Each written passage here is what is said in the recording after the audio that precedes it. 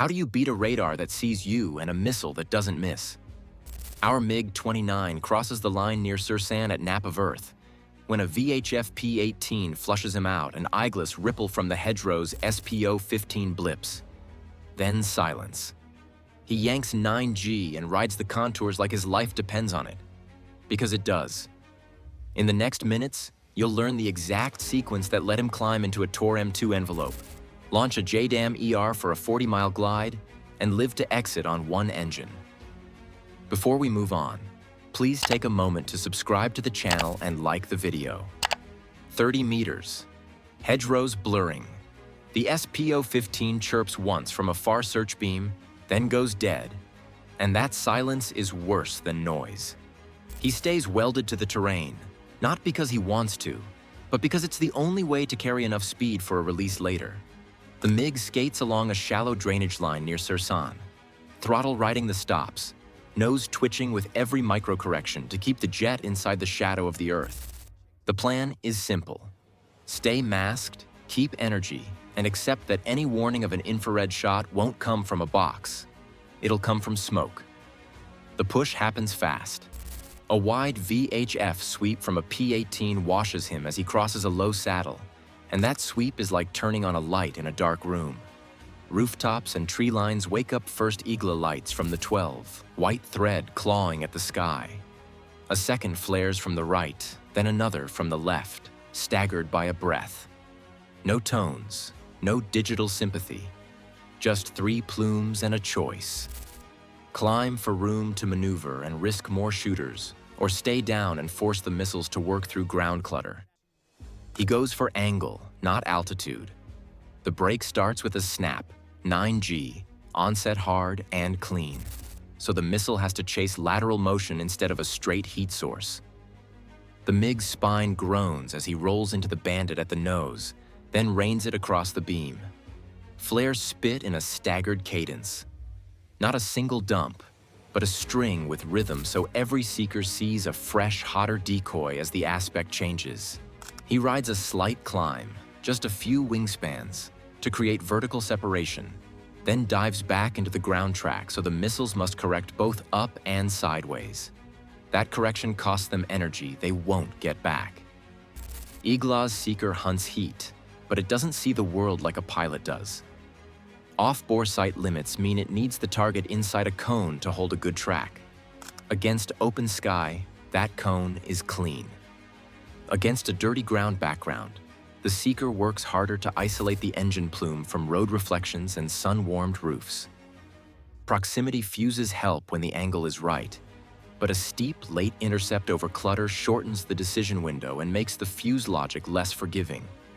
Tree lines matter here. They compress sight lines so launchers get a late look, which forces a steep climb by the missile and a sharper lead guessed by the gunner. That's why nap of Earth flying works against shoulder-fired threats. It squeezes the geometry until every intercept is rushed. The SPO-15 is just a passenger in this fight. Infrared missiles don't radiate, so the beeps don't help once he's inside manpad's range. He's head out, chin up, scanning for smoke and flashes, headset open to his wingman calling clock codes. The first Iglas slides behind his lift vector and starts to yaw. The second bites at a flare, then wanders in the cluttered background as he yanks the nose across the opposite beam. The third holds longest. He milks a few more flares and drags it into a descending hard right, nose low enough that the ground fills the seeker's world. The missile tries to correct, bleeds speed, and the fuse never gets a clean solution. It runs out of energy and falls through the turn. 9Gs don't come free. Fuel spikes by the hundreds of pounds. Hydraulics heat, and the stick gets heavier. He can feel the timer to target shrinking with every flare bucket spent. He's alive at treetop with only a whisper of altitude gained. But the next threat doesn't care about smoke or hedgerows. It has a radar and a computer that updates 10 times a second, and it's waiting up the climb. He climbs because a glide bomb won't fly itself without air under its wings. The grain silo ahead isn't a warehouse anymore. It's a drone command node with antennas stitched into the elevator stack. A JDAM ER can kill it from outside small arms and most man pads, but only if it leaves the rail hot and high. That means a pop above the trees he just used to live. He shifts left to keep one ridgeline between him and a suspected launcher site, then noses up into a short climb that buys release altitude without showing his whole plan to the belt of radars. The P-18 sweep that flushed him earlier does its job again. VHF sees a smear, and X-band fire control radars wake up. TOR M2 doesn't need a long preface. Its 9A331 array snaps to a solution fast, tracking many and engaging several. The 9M331s can reach 15 kilometers and have the height to swat a medium-altitude pop if you get lazy. He can't be lazy. He marks wind and temperature from his kneeboard, checks the bomb's solution, and accepts the trade. Break cover now, get speed and altitude for a 40-mile glide, and fight the radar during egress. GPS goes to mud.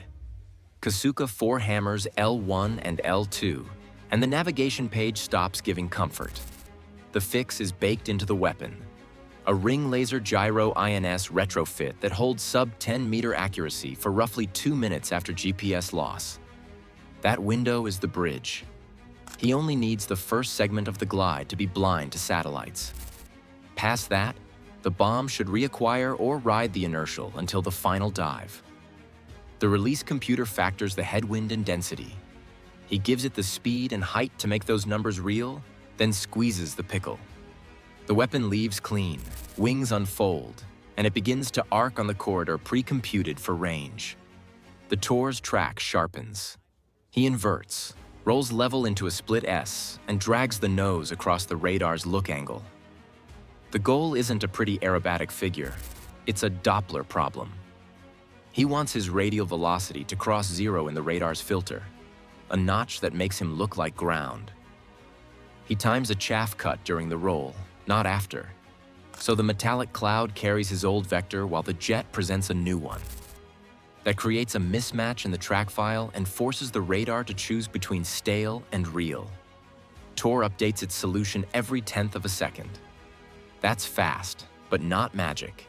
If he forces 2 or 3 bad updates with a look angle change and terrain masking, the fire control computer will bias the lead wrong by just enough. Just enough is life. He bends low again, using a drainage ditch to starve the antenna of line of sight. The missile keeps coming. One gets a proximity burst off his right quarter.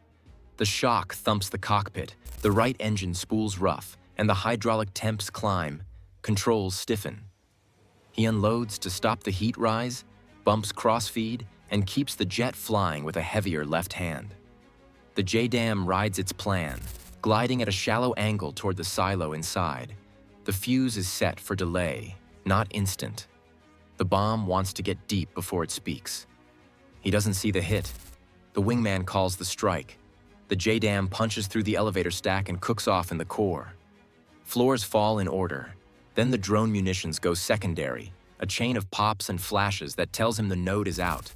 He's already turning away, nursing one engine, keeping the nose low enough to hide but high enough to clear wires. The lesson isn't luck, it's math. Energy where it counts, timing inside radar cycles, and a weapon that keeps its brain when GPS turns to noise. Survival here runs on a simple formula. Stay nap of Earth to beat eyes and infrared. Execute a tight pop-up to bank glide energy, then foul the radar's timing with notches, chaff, and look angle shifts. That mix kept the jet alive and let the weapon do its work under jamming, where sloppy timing would have killed both.